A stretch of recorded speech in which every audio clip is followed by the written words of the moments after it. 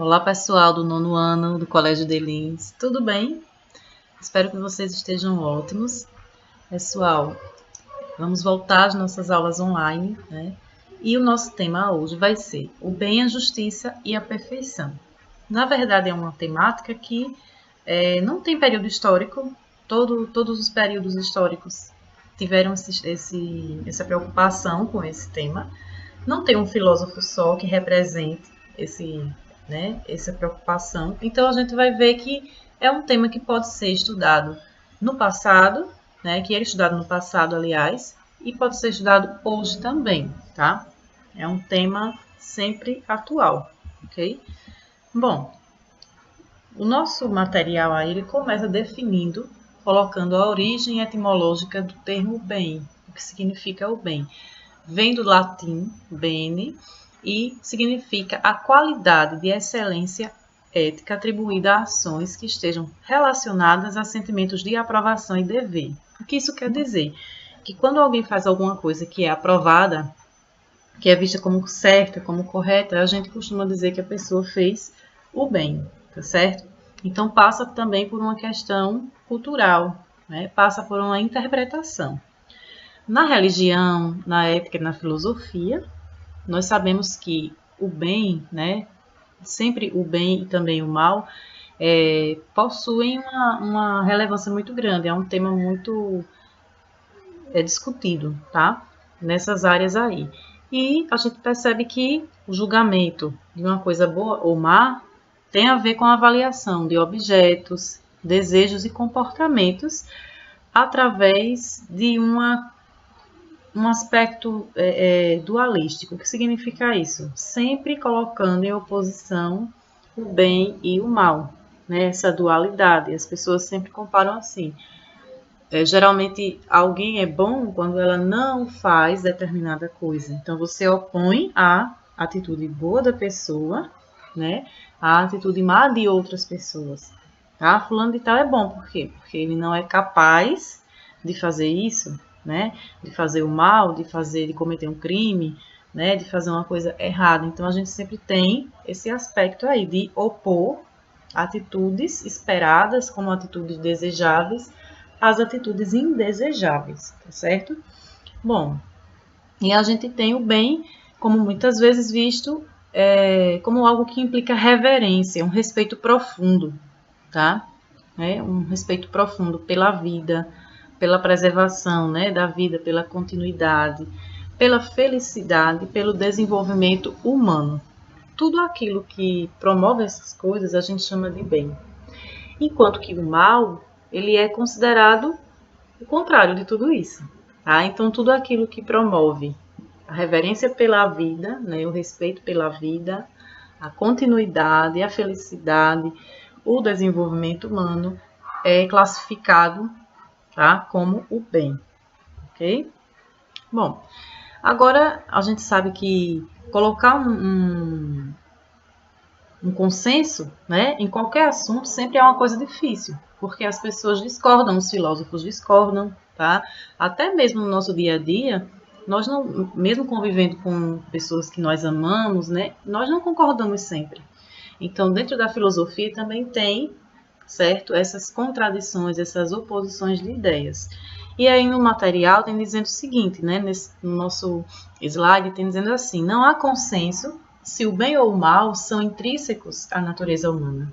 Ou seja, alguns filósofos, eles acham, acreditam, nos seus estudos, de acordo com os seus estudos, que as pessoas nascem com uma tendência para o bem ou podem nascer com uma tendência para o mal, tá? E outros acreditam que não, que essas realidades do bem e do mal são realidades que são aprendidas ao longo do tempo, formadas, né, de acordo com os valores e a educação que a pessoa recebeu e com as influências, né, as várias influências de leituras, né, da religião, da educação, né, de todos os processos que fizeram parte da socialização do indivíduo, certo? Então, não há um consenso. Alguns acreditam que a pessoa nasce, né, o indivíduo nasce já com uma tendência para o bem, enquanto outros não concordam, tá? A natureza da bondade tem recebido muitos tratamentos, ou seja, é estudada, né, de várias formas. Em um deles, o bem é baseado no amor natural, vínculos e afetos que se desenvolvem nos primeiros estágios do desenvolvimento pessoal. Outra forma de entender, né, a bondade é como se ela fosse produto do conhecimento da verdade. Como assim? Quanto mais uma pessoa recebe uma educação, uma formação para entender o que é a verdade, mais a pessoa se tornaria bom. É aquela ideia também que a gente vê um pouco na filosofia grega, em Sócrates. Sócrates acreditava que alguém que aprende, tá, o que é correto, aprende mesmo de verdade, profundamente, ela não faria o mal, ela não seria capaz de cometer o mal. Só quem comete o mal é alguém que não tem um conhecimento profundo da verdade, que é o bem, tá certo? É uma visão, né, que não é aceita por todos, né, mas é uma visão grega, uma visão de Sócrates, tá? Bom, existem teorias a respeito da bondade moral que investigam quais tipos de coisas são boas e o que a palavra bom realmente significa de um modo mais abstrato, porque quando eu digo para vocês, né, que uma pessoa teve uma atitude boa, por exemplo, alguém fez uma caridade, né? Nesse tempo de pandemia, nós estamos vendo várias pessoas doando cestas básicas, fazendo suas ações aí, né? Suas boas ações. Essa é a prática. Então fica fácil até alguém olhar e dizer, tá, isso é o bem. Isto é fazer o bem, né? É mais simples de a gente conseguir compreender. Mas quando a gente vai para uma definição, para um conceito abstrato, aí já fica mais difícil, porque você não consegue definir em poucas palavras essas ações todas. A gente não consegue amarrar um conceito só. Fica mais fácil dando exemplo, falando de exemplos e mostrando exemplos, né? Mas ela não deixa de ser, né, um conceito filosófico. Tá? O bem é um conceito filosófico, essa questão é filosófica. A bondade, como está dizendo aí no texto, pode representar a esperança de que o amor natural seja contínuo. O que é o amor natural? O amor natural é aquele que todo sujeito já nasce com ele. E dentro da filosofia, nós temos como exemplo, muitas vezes, o amor materno, o instinto materno, aquela questão do instinto de proteção da cria. É um exemplo, tá? Entre vários outros, do amor natural. Então, as pessoas acreditam, né, que a bondade, ela representa essa esperança de que esse amor natural, ele seja contínuo, que seja uma realidade em todas as sociedades. Tanto é que quando uma mãe faz o oposto, né, ela abandona o filho, ela, né, comete algum tipo de absurdo, as pessoas dizem, nossa, que coisa estranha, porque não é natural. O natural era a gente esperar a proteção, né? Então, por quê? Nós associamos o amor natural ao bem. Nós achamos que, naturalmente, né, uma mãe ela deve proteger. E aí ela faz o bem, tá? Quando ela faz o oposto, é lógico que nós falamos que o mal ele está chegando num nível absurdo. Porque uma coisa é alguém fazer um mal contra um estranho, que já é errado, né? É inaceitável, mas a gente consegue, assim, tolerar, às vezes. E outra coisa é quando a mãe faz o mal, né? Para a própria cria, para o próprio filho. É estranho, né? É uma coisa que impacta muito mais, tá certo? Então, esse é o amor natural, né? Que se espera que tenha, que a sociedade tenha. Quando a sociedade chega ao ponto de não ter mais esse amor natural, né? O amor pelos seus, né? Os filhos que amam naturalmente os seus pais, e os pais que amam naturalmente seus filhos, os irmãos. Então, a gente pensa que a sociedade chegou num nível insuportável, né? De maldade. Em outros contextos, o bem é visto como algo que produz as melhores consequências na vida das pessoas, especialmente em relação aos seus estados de bem-estar. Então, muitas vezes você pensa que o bem é simplesmente aquilo que gera bem-estar, né? Estar feliz, estar bem. Tem outra coisa que é difícil de acontecer, né? Digamos assim, é difícil de construir, mas é muito necessário. Tá? A gente fala que é difícil por conta dos conflitos, né? mas nada que não possa ser trabalhado, que é o bem comum. O que é o bem comum? É uma expressão que possui conceitos em muitas áreas do conhecimento humano, mas, de forma geral, é aquilo que define benefícios que podem ser compartilhados por várias pessoas, que favorece a maioria, que favorece, né, a maioria das pessoas numa comunidade. Então, se eu fosse fumante e eu tivesse procurando uma área restrita, né, para fumar, isso seria uma preocupação com o bem comum, na verdade, porque pessoas que não fumam ficariam muito incomodadas, né, se prejudicariam por conta de uma atitude egoísta, né? Então, o bem comum é você pensar no todo. Na filosofia está relacionado com o ideal de progresso que todas as sociedades e nações do mundo devem alcançar. Igualdade econômica, social, né, onde todos possam ter melhores condições de vida. Essa é a ideia básica do bem comum. Assim como na ideia filosófica, né, que aliás é usado como base para empregar o conceito em outros ramos do conhecimento, o bem comum é definido a partir de interesses públicos.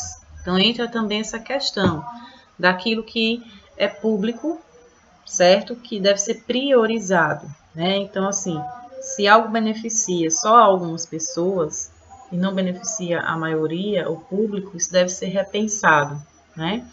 Para as religiões, e aqui um destaque para as cristãs, o bem comum é todo o bem que é vivido pela sociedade em comunhão. Essa comunhão lembra união, tá? Lembra, assim, que dentro da filosofia cristã, a clássica, né, uma filosofia cristã mais sólida mesmo, não se pode viver bem, de maneira não se pode viver bem o cristianismo isolado. Ah, eu sou um ótimo cristão porque eu fico aqui isolado e eu não faço mal para ninguém. Essa ideia, né, dentro dessa ótica aí, ela não tem sentido, tá? Esse bem comum é exatamente aquela mensagem que é muito forte, que muitas vezes é um pouco incômoda, mas é muito forte, né, e é muito real, de tolerar o outro, de tentar conviver com o outro, de passar por cima das divergências, né, das diferenças. E a mensagem é incômoda porque, na verdade, seria mais fácil nós nos livrarmos da presença do outro, né? Aí ficaria mais fácil, mas esse bem comum, né, se exclui a convivência, se exclui o outro, ele não tem muito sentido.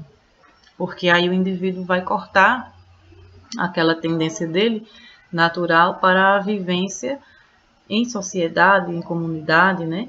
O nosso ser social, que é algo definido não pela religião a princípio, né? Mas até por outras formas de conhecimento, por outras ciências, né? A própria sociologia, que é uma ciência social, fala da nossa tendência de viver em grupo, de viver em comunidade, tá?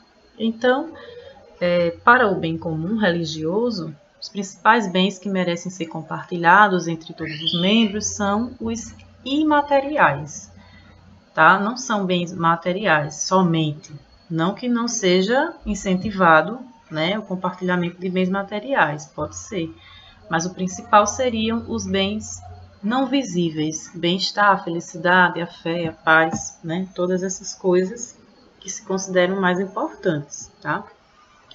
Bom, no direito, na lei, né? O que é que acontece com a lei? A lei tenta preservar exatamente o direito da maioria, o direito de todos, na verdade. Algumas vezes as leis são muito falhas e não conseguem preservar o direito de todos, né? Mas um princípio do direito seria garantir, pelo menos, tentar garantir, se esforçar para garantir a dignidade de todos, né? A dignidade do ser humano. De acordo com o princípio ético do bem comum, as leis devem ser feitas para um estado coletivo e não individual. Então a lei também tem esse olhar, né? Não se pode pensar em viver bem de maneira individualista, tá certo? A partir dos estudos filosóficos e até mesmo nos teológicos sobre os conceitos de bem e comum, a justiça brasileira determina o bem comum como algo que agrada a todos, ao povo, à comunidade e ao que é comum. Gente, isso é um desafio, na verdade, é sempre um desafio. Na verdade, eu costumo dizer que conviver já é por si só um grande desafio, tá?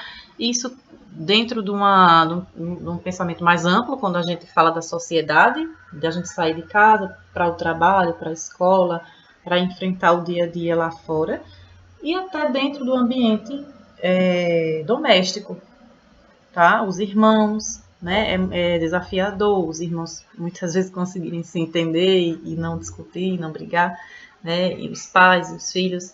Então, a convivência, ela é assim, né? Cheia de desafios, não é verdade? Bom, aí para a gente falar da perfeição, né? Já que falamos do bem, e agora vamos passar para a perfeição, a gente vai tomar de empréstimo aqui a palavra de Aristóteles, né? A gente vai pegar a ideia de Aristóteles sobre a natureza humana, sobre o que ele entendia como natureza humana, tá?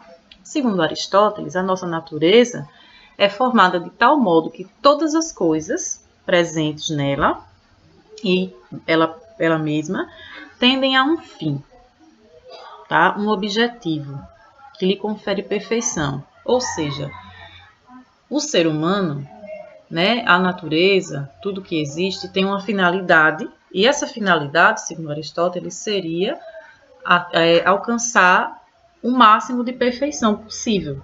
Né? No que se refere às coisas humanas, Aristóteles também considera que as ações dos seres humanos tendem uma finalidade que é dada pela natureza. Então, assim, nessa concepção de Aristóteles, todo mundo tem um porquê, né? Todas as pessoas, elas têm uma finalidade, elas necessariamente têm assim um objetivo na vida, e dessa forma ninguém pode dizer que está aqui por acaso, que não tem, sua vida não tem sentido, que você não serve para nada, né? Às vezes as pessoas com pensamentos um pouco depressivos, né, desesperançosas da vida, elas costumam dizer, afirmar essas coisas. No pensamento de Aristóteles, isso não tem muito sentido. Na verdade, não tem sentido, né? Todas as coisas, elas tendem para uma finalidade. E o ser humano tem também a sua finalidade fixada pela natureza, tá ok? Uma finalidade boa que permite ao ser humano realizar sua função natural para o pleno desenvolvimento de suas potencialidades racionais e corpóreas, tá? Então, assim, na verdade, nós nascemos com uma finalidade, ok? Essa finalidade, se realizada, né? Se nós conseguimos encontrar essa nossa finalidade, nós encontramos a felicidade. Essa é a ideia de Aristóteles. Enquanto não se localiza, né, essa finalidade, o indivíduo não consegue ficar sossegado, né? Ele não tem paz, tá? É uma ideia que depois vai ser usada lá na filosofia cristã da Idade Média, onde a gente tem lá um filósofo chamado Tomás de Aquino, que vai fazer uma releitura dessa ideia de Aristóteles e vai aplicar, né, isso na ótica cristã. E aí ele vai falar, né, a respeito dessa finalidade do homem, tá certo? Bom, originado na natureza, está dizendo aí no texto, o ser humano nasce com uma finalidade que deve ser realizada, com as qualidades que foram dadas a ele, infundidas em seu próprio ser pela natureza. Olha que coisa fantástica. Então, a natureza colocou em nós, infundiu em nós essa finalidade, tendo-se em vista que, além de estabelecer um fim para tudo, a natureza também garante os meios adequados para a execução do mesmo. Então, é uma visão muito interessante, porque a natureza nos dá a nossa finalidade e ainda nos dá os meios de realizar essa finalidade. Então, naturalmente, segundo Aristóteles, você nasceu para ser feliz e dá certo, porque até a natureza lhe dá os meios. É claro que acontecem uns acidentes no meio do caminho, né, alguns imprevistos, mas Aristóteles era bem otimista, né? E ele falava que bastava procurar essa finalidade e encontrar essa finalidade. Muito embora os meios ou qualidades naturais oferecidos aos seres humanos sejam apenas coisas potenciais. Então, veja, não está tudo acabado e pronto. Você também não vai encontrar tudo prontinho, tá certo? Você tem a potencialidade. Você deve se esforçar. É como se alguém dissesse, olha, vou te ensinar um ofício, um trabalho, você tem esse dom aqui, já percebi que você sabe fazer, mas você precisa se esforçar para melhorar, para aprender um pouco mais, né? Então, também não se encontra nada pronto, né? Nós precisamos também fazer nossa parte. Exige-se do ser humano o constante exercício daquilo que a natureza oferece, em forma de potência. Então, praticar, tá certo? Aristóteles via que as virtudes deveriam ser praticadas para virar um hábito e a gente conseguir ser pessoas boas, pessoas virtuosas. Verifica-se que entre a finalidade última do ser humano, que é tornar-se perfeito, e a condição que a natureza lhe proporcionou, há um abismo que deve ser superado. Então, você tem a potência e você tem a perfeição. Vamos pensar assim, uma corrida tem o início, o atleta está pronto, ele observa lá o final, até onde ele quer chegar, né? Ele tem potência, ele tem capacidade para aquilo. A finalidade está lá, né? No ponto de chegada, onde ele quer ser o campeão, ele quer ser o melhor, ele quer ser o mais perfeito possível, né?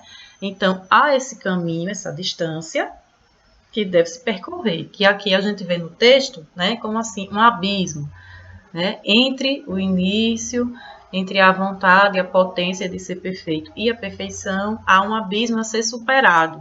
A palavra abismo pode parecer forte, né, mas não é para deixar a gente desanimado, não, né? Aí tem assim, há a necessidade suprema na vida humana de, pelo próprio esforço, conferir à sua existência uma complementação daquilo que falta, que é atingir a perfeição. Então, falta no ser humano atingir a perfeição, e isso não é somente uma falta, mas uma necessidade. Mesmo sem perceber, ele tem essa necessidade. Tá? Consequentemente, a vida dos indivíduos deve estar fundamentada no constante empreendimento prático de escolhas adequadas, tá? E de ações boas que rompam as barreiras que impedem a sua realização como ser humano e ser autossuficiente. Então, deve-se optar, não tem outra saída. Se você enfrenta um problema sério com uma pessoa e você está muito chateado, está com muita raiva, você está muito, né, às vezes causa angústia, né? Porque a pessoa não está apenas com raiva, a pessoa pode estar se sentindo mal diante da situação. Não tem outra saída. A saída, segundo Aristóteles, seria a ação boa. Qual é a ação boa aí, nesse caso? Né? É você remoer a raiva, a mágoa, ou você tentar perdoar a mágoa, a situação. Então, ser virtuoso seria esse esforço para escolher as boas ações. Não é uma questão de... às vezes as pessoas pensam que isso seria uma violência contra si, né? Ah, não, mas eu estou chateada, eu tenho direito. Claro, é um momento, mas é um momento que tem que passar, um momento que tem que ser superado, né? É uma imperfeição, né? Porque se a gente não tivesse, segundo Aristóteles, se a gente não tivesse as imperfeições, a gente já nascia pronto. Nascia perfeito. Todo mundo direto para o céu quando morresse, porque todo mundo já nascia perfeito, né? Aqui a gente ia estar só passando uma temporada, não é verdade? E o destino era certo já. Mas não é bem assim, né? A gente tem um caminho a ser percorrido. Nesse caminho a ser percorrido, eu tenho que superar as imperfeições. E aí eu tenho que lutar um pouco, né? Senão não tem graça, né? Tem que ser como a montanha-russa, tem que ter emoção, né? E as emoções, às vezes, são as dificuldades, não é verdade? E aí a gente vai fazendo esse caminho, lembrando que as boas escolhas, né? As escolhas adequadas pelas boas ações, elas devem ser constantes. A luta sempre constante, né? Na medida que as ações dirigem-se a um fim, o caminho percorrido pelo ser humano, né, na execução de uma boa ação, encaminha-se para algo perfeito, uma vez que a finalidade é condizente com algo acabado, delimitado, logo é algo bom. Tornar-se perfeito implica a conformação e a realização daquilo que a natureza já demarcou. Veja só, a natureza lhe fez para essa finalidade. Você nasceu para essa finalidade, tentar tornar-se cada vez melhor, né? E o que é que o Aristóteles ele dá como dica? Moldar o caráter. Precisamos moldar o caráter todos os dias, tá? Essa é uma tendência natural. né, segundo Aristóteles, apesar das imperfeições, apesar das limitações e apesar dos defeitos e das coisas que dificultam, né, esse caminho, tá? Se o ser humano deve ajustar-se aos limites da natureza, né, completar aquilo que lhe falta, a sua função situa-se naturalmente em encontrar o bem ou a felicidade, tornando-se um ser perfeito. A natureza determina que há a função única e a finalidade do ser humano é a conquista do bem, tá ok?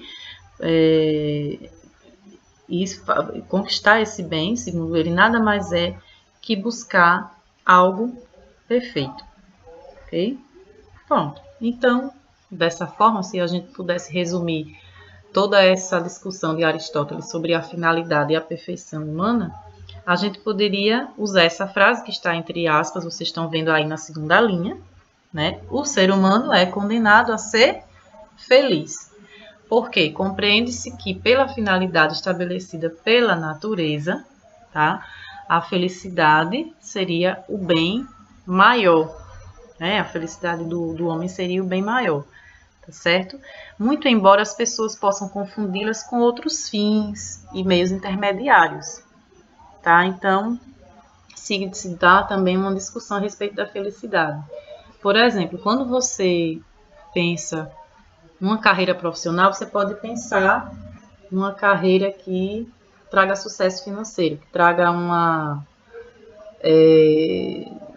traga um salário legal, né? Preciso de um salário legal porque eu preciso de quê? De conforto. Mas quando eu penso no salário, eu penso no conforto. Quando eu penso no conforto, aí eu penso em coisas, né? Coisas que são bacanas, né? Uma casa boa, um carro bom. E aí você, no fundo, você está pensando que esse conforto, essa estabilidade financeira vai lhe trazer felicidade. Então, no fundo, o que você procura, segundo Aristóteles, mesmo que você encontre os intermediários, né, os meios intermediários, a finalidade última é a felicidade, né?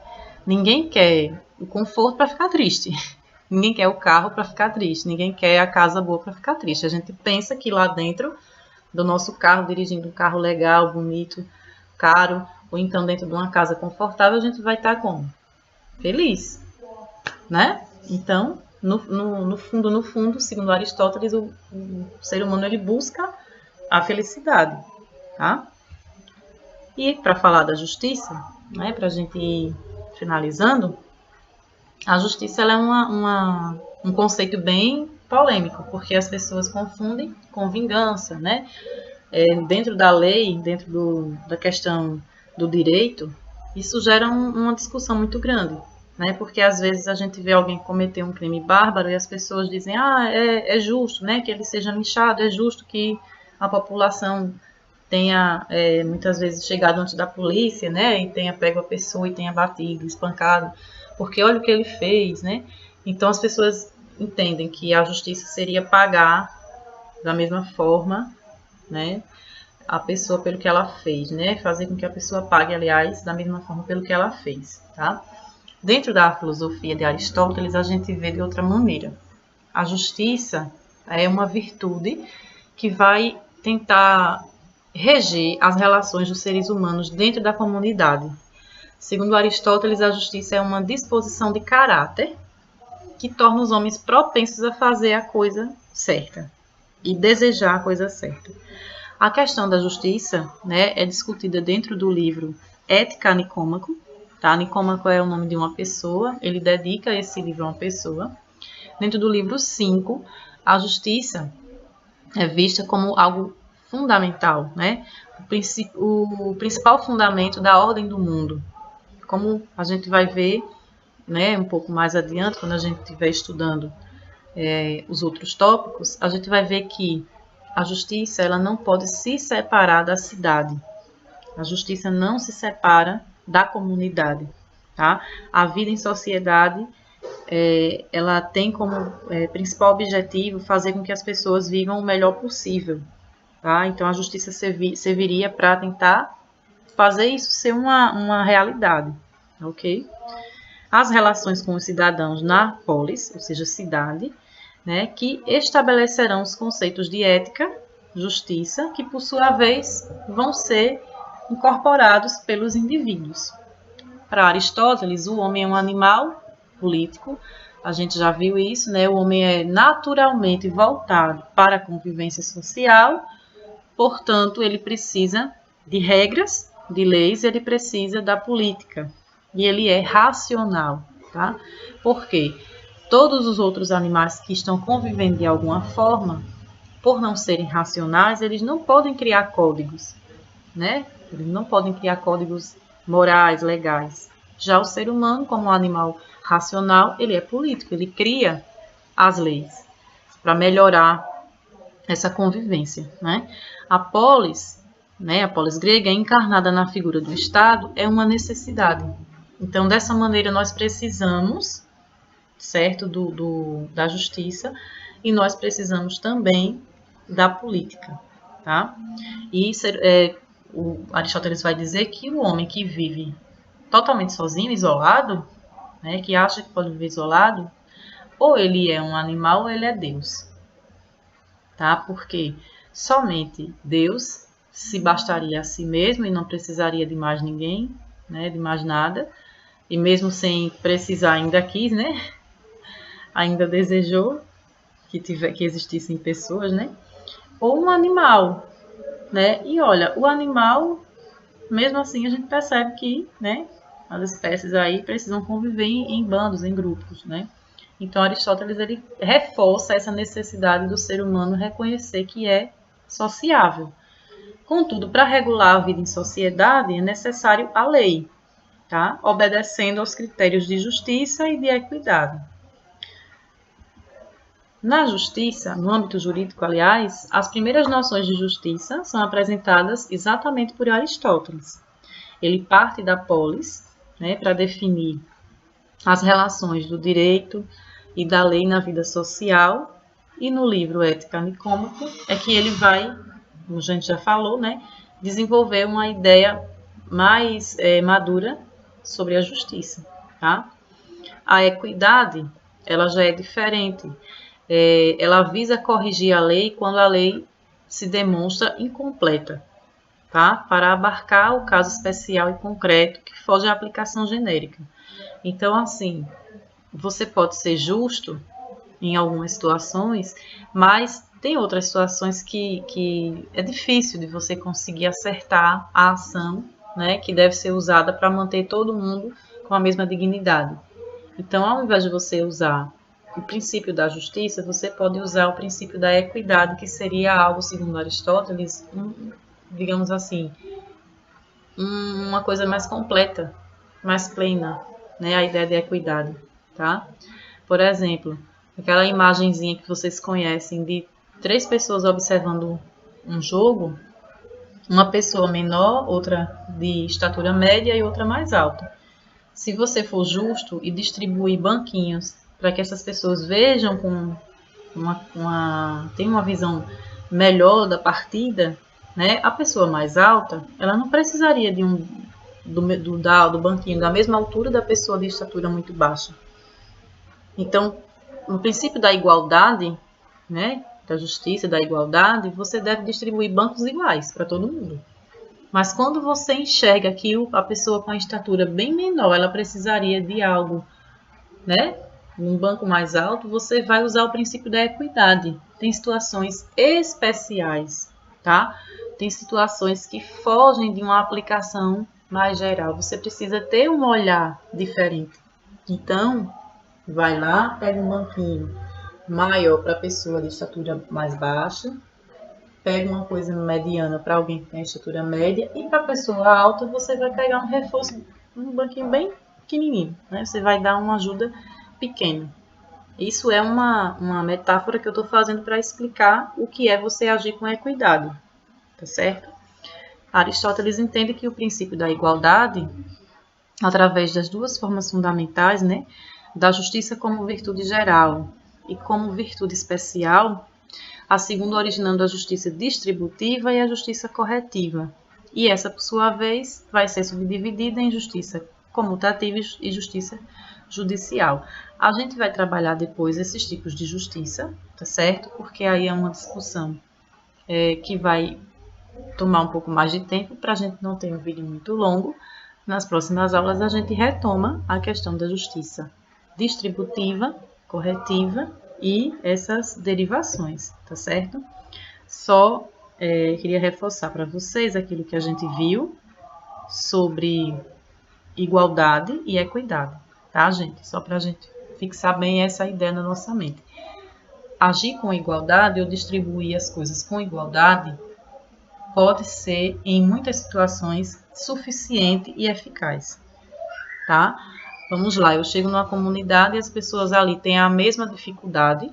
Vamos supor que nessa pandemia a gente vá para uma comunidade onde as pessoas estão precisando de distribuição de cesta básica, tá? Essas pessoas precisam de cesta básica porque, enfim, estão numa situação de vulnerabilidade social. Ali, se eu distribuir uma cesta para cada família, pode ser que essa igualdade ela vá suprir, né, corretamente essa necessidade imediata das pessoas, né? Vai ser uma coisa eficaz. Mas, em algumas situações, a necessidade maior de alguns grupos, de algumas pessoas, requer a equidade, certo? Que é você tentar fazer pelo outro aquilo que ele precisa e que muitas vezes ele precisa um pouco mais do que o semelhante, tá? Como foi a ideia lá do banquinho que eu falei para vocês. Então, a equidade seria algo mais perfeito, tá? Segundo Aristóteles. Pessoal, eu espero que vocês tenham gostado. Quero desejar um ótimo fim de semana para vocês. E na próxima semana a gente volta com as aulas online, né, com muitas novidades. E até lá, né? Até a nossa próxima aula.